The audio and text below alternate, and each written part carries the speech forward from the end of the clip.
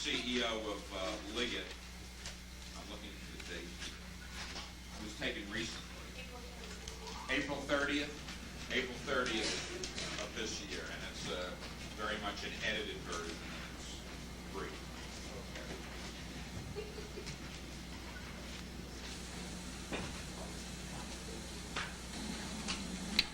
Mr. Fulford, please tell us your full name and your present business address.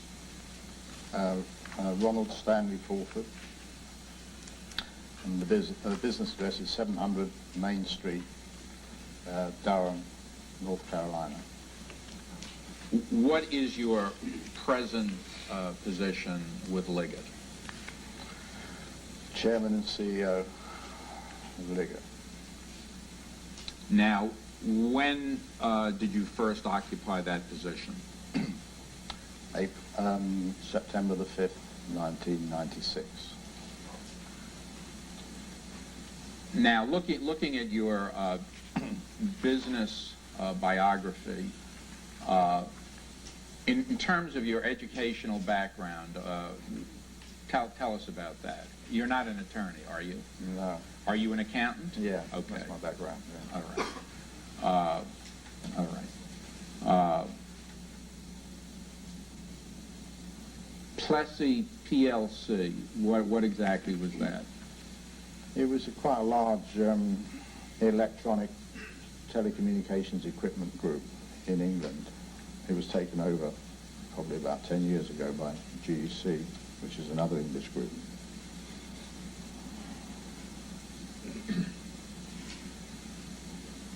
Now, you became the managing director of Canon Industries. What was Canon Industries? That was part of the GEC group, and it manufactured domestic appliances, essentially for the gas industry, in other words, gas appliances. And then you went with British Eveready? Well, no, then I became CEO of a public group that was about 14 small companies, 9 of which were in the UK. And I went there in 1980, and eventually Hanson took them over in 1982. And then I went into British Eveready. And British Eveready was what? What kind of business? Made batteries, dry cell batteries.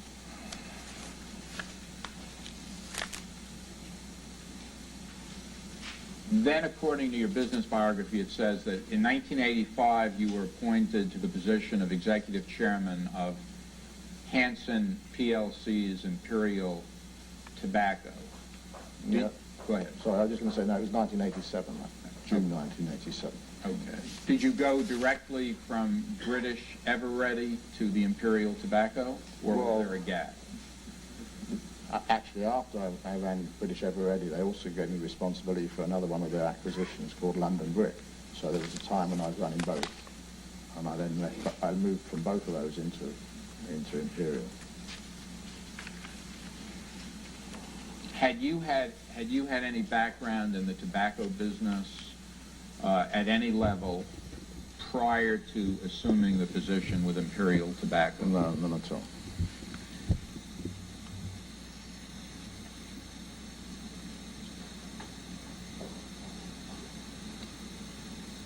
Now, how long did you remain with Imperial Tobacco?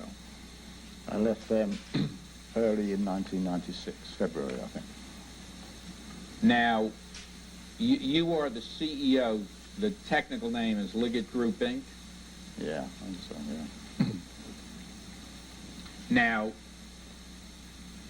it was Bennett LeBeau who selected you to become the CEO of Liggett? Yeah. Okay. According to your understanding, what is the relationship between Liggett Group, Inc. and Brooke Group Limited? It's essentially a subsidiary of the group. There's an intermediate holding company, I think it's called VGLS, but essentially we're just a subsidiary of the Brooke Group. Are you familiar in any way with Dr. Mold or his research? Yeah, I've heard about that. I think this is the safer cigarette, isn't it? Well, yes. Well, I think what I've heard of the palladium cigarette. Correct. Yeah. What's your knowledge of that, the blading cigarette? Well, I know it was a long time ago, and that there was some research work that came out with a design of cigarette which, by adding palladium, I think, in some way to the blend, reduced the incidence of tumours or something on the back when mice were painted with it. I read that somewhere. And then the other aspects of it that I understand is that it did very badly in terms of any kind of consumer testing, and it was decided that the potential health risks that went with adding that kind of material was such that a lot more research would be required. So I think the project was shelved. You've been satisfied as an individual and as an educated person for a very long time that cigarette smoking causes cancer and other diseases, haven't you? Yeah. Oh, yeah. I mean, when the language goes on your product, Chesterfield, and the other products, Lark and L&M, that smoking is addictive, you want the consumer to understand the common usage of the word addictive, correct? Yeah. Because I think in the common to the everyday man, the word addiction has shifted its meaning as well. It's not just a medical thing. It's also shifted. Well, don't you think it means to the common man though? I'd like to quit this habit, but I can't. I'm addicted. Basically, it means it's hard to give up. Yeah. And in some cases, anything that's hard to give up that isn't good for you, I suppose people would describe as being addictive. and in some cases impossible to give up for some people. For certain individuals it could well be impossible. That's true of many things, of course, which are described loosely as addictive. I mean, I've known gamblers that were individuals that were totally addicted, and it wrecked their lives, and they just couldn't give up. And yet many people do gamble and give it up, or just do it on a basically pleasurable basis. So surely, yeah, tobacco is very much Well, that category. okay, but I mean, to take your example of the gambler, a gambler who loves his wife and little children, and he knows they're hungry, and he takes his paycheck and he gambles it away. Yeah, that's He's addicted. He's addicted. He's yeah, addicted. Exactly. Yeah. Okay. The so-called safer cigarette that was being talked about in Plaintiff's Exhibit 4 by Dr. James Mould and others, while you were with Imperial, was there any research done along that line to develop a safer cigarette? No, while I was there was no, we didn't do that. I mean, there had been many years earlier an attempt to design a cigarette around what was called new smoking material, which I think largely left out tobacco, but it didn't. And I think the objective at the time was to introduce a product that carried a lower excise tax because it had either none or less tobacco in the event the government didn't support it, so it was dropped. That's about the nearest thing I can remember anything to do with safer cigarettes in Imperial. I mean, every year we reduce the tar levels in agreement with the government. The voluntary agreement with the government, we reduce the tar level by both in terms of the average content of our portfolio of products, in other words, the weighted average tar level, and the maximum on any one product. So in that sense, there was a steady tendency over time to attempt to make the cigarettes safer, on the basis that lower tar was considered to be associated with lower health risks. And would you agree that was conveyed to the public, the impression that by virtue of smoking a cigarette with less tar as opposed to a cigarette with higher tar, there was less of a health risk connected with the low tar cigarette? Yes, it was. I mean, there was quite a lot of restrictions on what you could say in your ads. I think any attempt to claim a cigarette was safer because it had lower tar, that wouldn't be allowed under the code of practice. But the public was certainly well aware of the fact that lower tar cigarettes were considered to be safer. Considered to be safer by health authorities as well as the industry? I think so. The health authorities were a bit ambivalent about all that because there was a body of opinion on the health side that there was no such thing as a cigarette that was safe. In other words, all cigarettes were dangerous to your health, and even the ones with the lowest tar fell into that category. So, periodically you got kind of media statements to that effect. But I would say, if you asked anybody in the street about their understanding about whether lower tar cigarettes were safer, they would all, virtually 90-odd% of them would say yes. The code of practice you refer to, that was in England. Yeah. To your knowledge, did the industry have the technical ability to either reduce or increase nicotine in a given cigarette? Well, my understanding of nicotine in general terms, it correlates very closely with the tar content. As I mentioned earlier, we were in the process of working within specific limits on tar, and that brought with it a natural limitation on nicotine.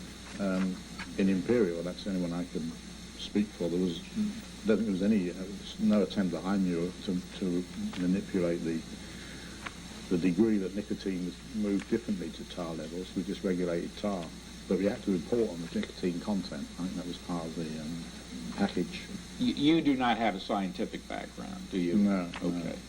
So the question of whether or not the tobacco industry, either in 1965 or 10 years later or 20 years later, had the capacity to adjust nicotine, to raise it, you really wouldn't know that? No.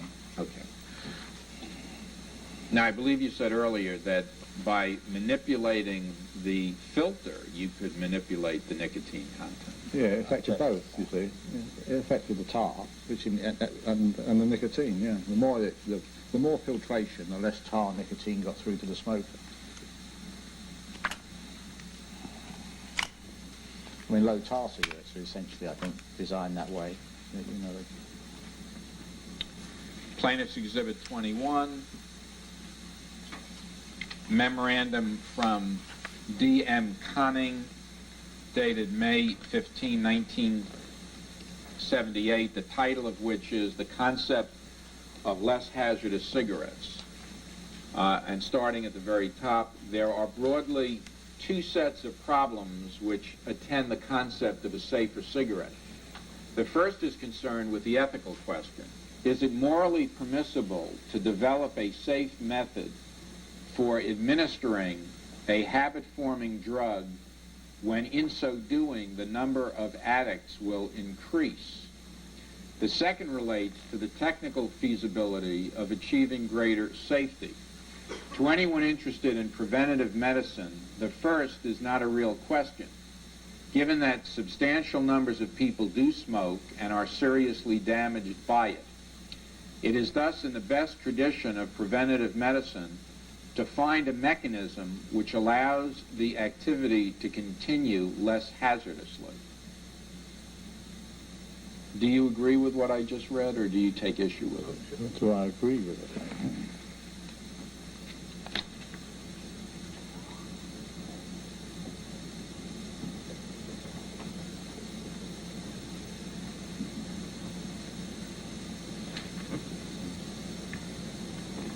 I think probably I do.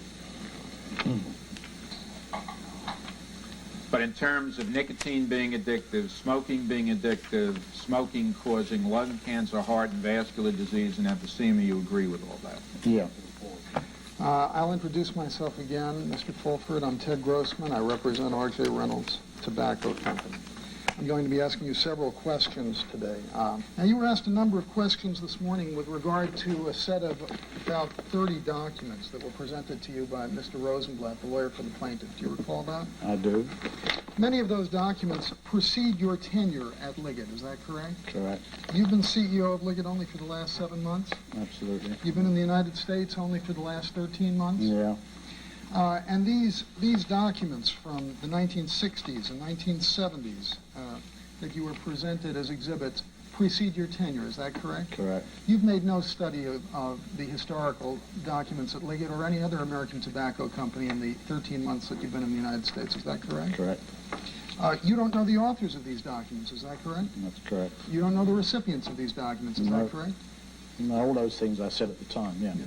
And you can only speculate as to the meaning of the authors of those documents, is that correct? Yeah, I was asked the viewers to what they meant, and yeah, as you say, yeah.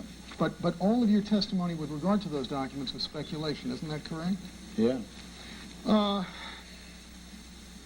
Mr. Fulford, have you ever at any time in your life undertaken a review of pre-1996 Liggett documents or documents of other American tobacco companies?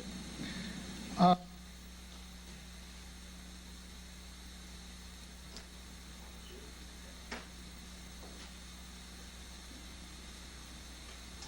That was short.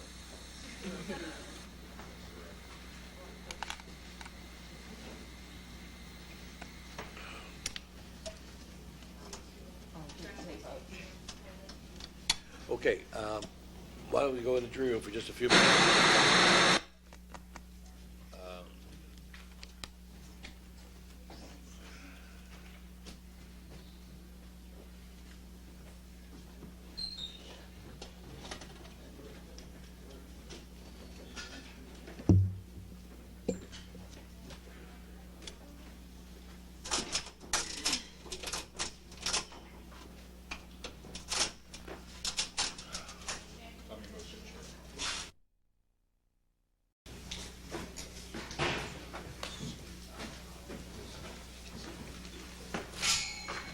All right, folks, have a seat. Let's proceed with the next order. We're going to start with the deposition of Arthur Stevens. All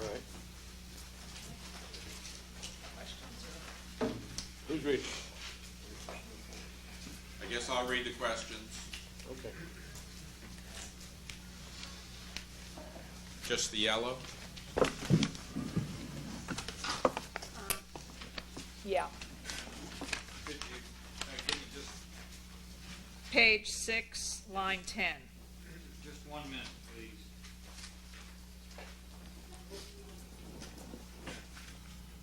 Well, first identify.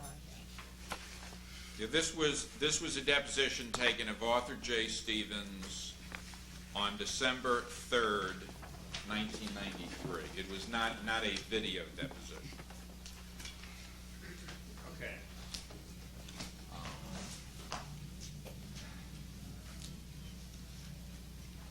Page 6, line 10. Please state your full name. Arthur J. Stevens, What is your business or professional address? 1 Park Avenue, New York, New York, 10016. Are you an attorney, sir? I am. And what year were you licensed to practice? 1960. Page 10, line 22. Who did you go with after Pfizer? Lorillard. What year was that? March of 1969. And you were hired to do what in 1969? I was hired as general counsel. As the general counsel for Lorillard. Yes, You are still with Lorillard. I am. And still as general counsel? My title now is Senior Vice President, General Counsel. When did you become senior vice president? 1979. So from 69 to 79, you were general counsel and... No, from 69 to 71, I was general counsel. In 71, I became vice president and general counsel. And in 79, I became senior vice president and general counsel. In terms of your actual work and duties, what was the significance of becoming vice president in 1971? I am not sure that I remember the details, but probably in terms of the expansion of the size of the staff and additional supervisory responsibilities. Well, as vice president, did you have any duties and responsibilities unconnected with your role as general counsel? Additional responsibilities? Correct. No. Then you were vice president and general counsel from 1971 until 1979. That is correct. And so that your status and title has remained the same since 1979. Yes. Who is your immediate supervisor at Lorillard? Andrew H. Tisch, T-I-S-C-H. In terms of the chain of command at Lorillard, who is the number two man after Tisch? The vice chairman on the organizational chart is S.W. Spears. A.W. Spears. A.W., here it says, A.W. Spears. There's an executive vice president of marketing named Martin Orlowski. I cannot describe that as a chain of command because it's not my understanding that Mr. Orlowski reports to Dr. Spears, so therefore I do not think it is a chain of command. Who do you report to? Andrew H. Tisch. You do not report to Dr. Spears. I do not. Are you and Dr. Spears at the same level? I have not seen the organizational chart, but as his title is vice chairman, I doubt that we are at the same level. He is higher than you. Yes, sir. As a practical matter, do you have much contact with Dr. Spears? Yes, I do. Okay. I have contact with everybody in the senior level. What is Dr. Spears' role at Lorillard? His title is vice chairman. He is the senior officer at our Greensboro operation, and therefore the research and development and manufacturing operations report directly to him, and he has responsibilities with respect to our international business. What is Dr. Spears' background? Is he a lawyer, doctor, educational background? I believe he has a PhD in chemistry.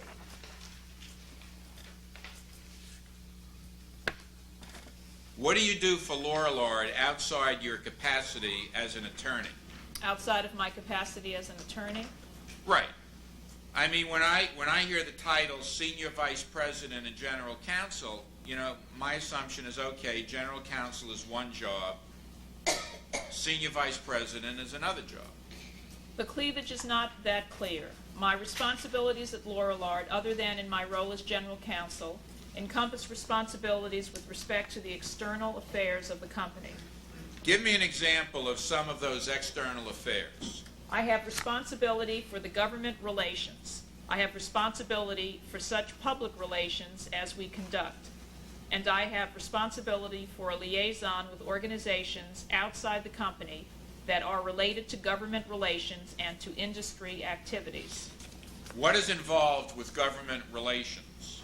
I have responsibility for the relationship with the company with trade associations that conduct government relations on our behalf or that are involved with information gathering with respect to government activities and legislation. Page 30, line 10.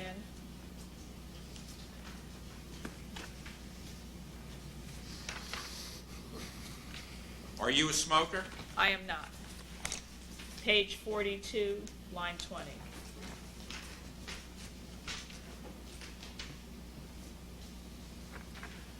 You said that certain information was out there in the public domain concerning the issue of smoking and health. In your capacity as Vice President of Lorillard, on the Board of Directors of the Council for Tobacco Research, what information is out there? Is smoking healthy or bad for you? I think the general public has an awareness reinforced over many, many years of the statistical association that is out there with respect to cigarette smoking and health.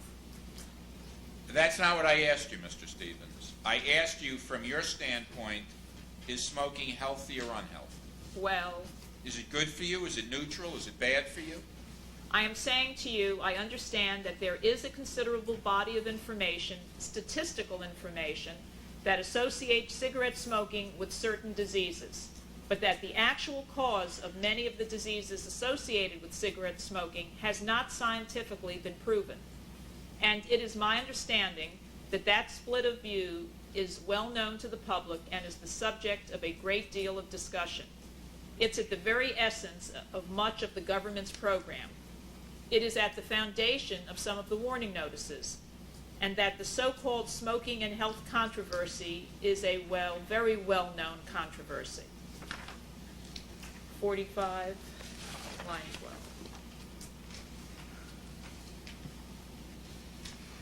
Can you name me one doctor unconnected with the tobacco industry who disagrees with the Surgeon General's warnings? I don't have a roster of doctors or scientists by name who have opinions on that subject or any others. I'm not asking you for a roster. I'm asking you for one.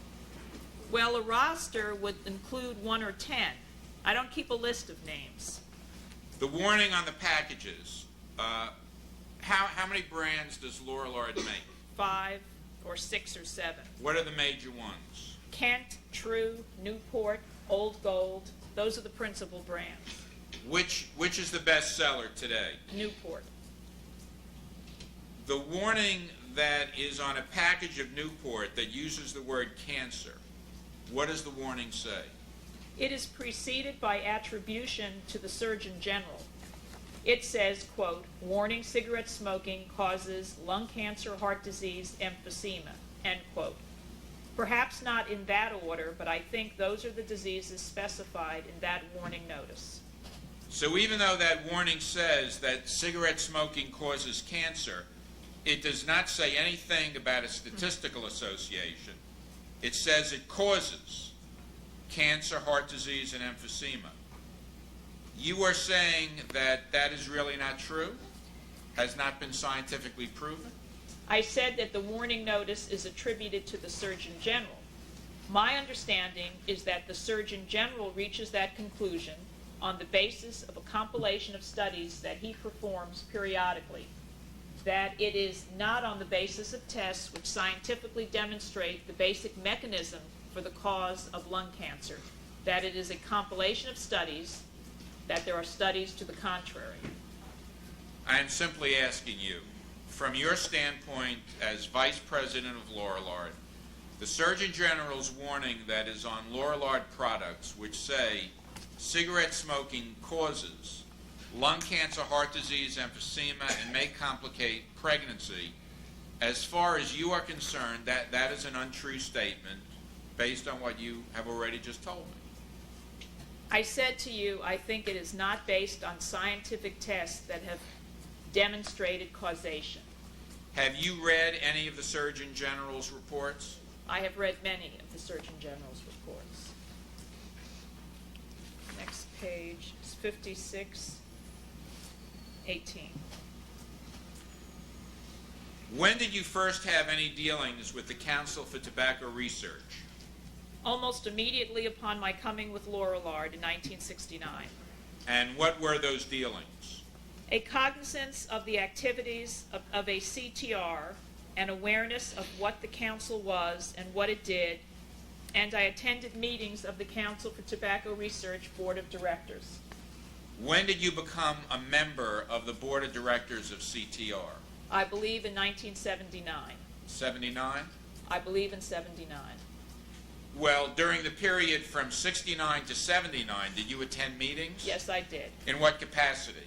In my capacity as general counsel to the chief executive of Lorillard, who attended the meetings as a member of the board of directors. Had you ever heard of CTR before you took the job with Lorillard? Not that I know of. When you first got involved with and knowledgeable about CTR, who was the president of CTR? I think it was Clarence Cook Little. What was Mr. Little's background? My understanding is he was a scientist. His precise discipline, I don't know. Although I think he was a biologist. He had been an award-winning designee, I think, at the Woods Hole Laboratories. Who was president after Mr. Little? I think Dr. Gardner, William Gardner. What was his background? He was in, I don't recall whether Dr. Gardner was a PhD or MD, but his specialty was cancer research, as I recall. He had been president of the International Cancer Union, or I may have the title wrong, but it was a prestigious cancer research entity. What institution was Dr. Gardner connected with, if any? Medical school, hospital? I don't recall. How about Mr. Little? Do you know what institution he was associated with? He was not a medical doctor. No, I understand. As far as I know, his prior connection had been to Woods Hole. He may have been in the government, I'm not certain. He was only, no, that's it there. Page 60, line 5. In 1969, what was your understanding of the purpose of CTR? To fund independent scientific research into tobacco use and health with funds supplied by the tobacco industry, through a procedure of principally grants and aid to independent researchers to communicate, to investigate that subject and communicate it to the public. Has that role changed any right up until the present time? No, not to my knowledge. That is still essentially the function? Yes, sir. How is that information communicated to the general public? In a variety of ways. The research grants are published in peer-reviewed publications by the investigators. The Council for Tobacco Research issues an annual report with an abstract of all of the investigations which have been the subject of publications during that year. The report is widely disseminated to scientific and academic institutions and libraries. It's the subject of a press release to the general media by the Council. In many instances, the institution with which the grantee is affiliated will publish the work or will publicize its publication. I understand that frequently the peer review publication itself will publicize or feature in press releases and communications to the medical and scientific community the fact that the work has been published. In many instances, the investigator, in addition to publishing his work, and I emphasize that it is in peer review publications, will frequently make it the subject of a presentation of medical and scientific information. It's not unusual for a CTR grantee's publication to be the subject of general media attention, New York Times, Wall Street Journal, things of that sort. When was the Council for Tobacco Research originally formed, even if it may have had a different name at one time? I learned in 1969 that it had been formed in 1954. And is it your understanding that its charter, its mandate, its purpose has been essentially the same from 1954 until today? Yes, sir. Well, are they any closer to answering the fundamental question as to whether or not cigarette smoking causes cancer? They are no further away nor closer than any other part of the scientific or medical community is. It's an ongoing subject. It receives a great deal of time and attention of the medical community and the scientific community, not just the CTR. When do you think there's going to be an answer to the question, does cigarette smoking cause lung cancer, to be specific? Do you think there will ever be an answer? I have no idea. I am not able to crystal ball the future of science. My goodness. I mean, that is almost 40 years. They're spending millions of dollars. We are still researching. We still don't have an answer. In your opinion, although not in the mind of the Surgeon General, but in your opinion and the opinion of the tobacco industry, there is still not a definitive answer as to whether or not cigarette smoking causes lung cancer or heart disease, is there? No, but no more so than there is an answer as to what causes a whole host of other types of cancer. The subject of causation of cancer is an extremely complex issue, one that we all hope will be solved in our lifetime. Page 65, line 4. But the CTR is, according to your understanding, presently aggressively researching that very issue. Does cigarette smoking cause cancer, heart disease, and other diseases? Let me make clear, the CTR itself does not do any research. It funds independent research by other grantees. Yes, sir, that is being, amongst other issues, aggressively researched. Okay. Would you say, if you had to say the chief focus, and I understand that CTR itself does not do the research, it issues grants, but would you say that that is, in fact, and always has been, the main focus of CTR, to really answer that question, try to answer that question in a definitive way, and really has not done it as yet? The CTR's research program is not limited to cancer research. line 4. My question was, the focus of CTR is on the question of does cigarette smoking cause cancer, heart disease, and other diseases? I am talking about a broad spectrum. The CTR's program is directed to a variety of diseases which are asserted to be related to cigarette smoking. They include cancer, heart disease, respiratory infections. And that was the focus of CTR from 1954 until today. Does cigarette smoking cause disease? Yes, and it extends beyond lung cancer, heart disease, and emphysema. That is my point. The scope of the research extends beyond those diseases that you have enumerated. Well, what other diseases are associated with cigarette smoking other than cancer and heart disease? Well, I would rather tell you that the CTR focuses on heart disease, respiratory, circulatory problems, physiology, immunology, biochemistry, cell biology, rather than the diseases. Those are the mechanisms that they are examining. 68, line 17. Who decides whether, obviously there is a finite amount of money to be spent, and I assume there are more applications asking for money than could be granted. Is that assumption correct? I believe so. Okay. So who makes the decision, yes as to this grant, no to that grant application? The Scientific Advisory Board of the Council for Tobacco Research. Do you ever attend those meetings? I do not attend those meetings. Line 19. The Council for Tobacco Research has its main office where? Here in Manhattan. How far is your office from that office? 20 blocks, 23 blocks. How often do you have occasion to physically be at the CTR offices in Manhattan? Almost without exception, I would say twice a year, perhaps 3 times. And what are those occasions when you go there? Attendance at Board of Directors meetings or at an annual meeting for the Council of Tobacco Research. What is the purpose of the Board of Directors meetings? To conduct the business of the Board as it relates to the Council. Well, what is the business of the Board as it relates to the Council? Similar to that of the Board of Directors of any other organization, it oversees its general purpose and function. It has some ministerial and fiscal responsibilities. Does anyone else from Lorillard, other than you, attend the Board of Directors meetings of CTR? Yes, sir. Who? Dr. Alex Spears. Anyone else? No, sir. Ms.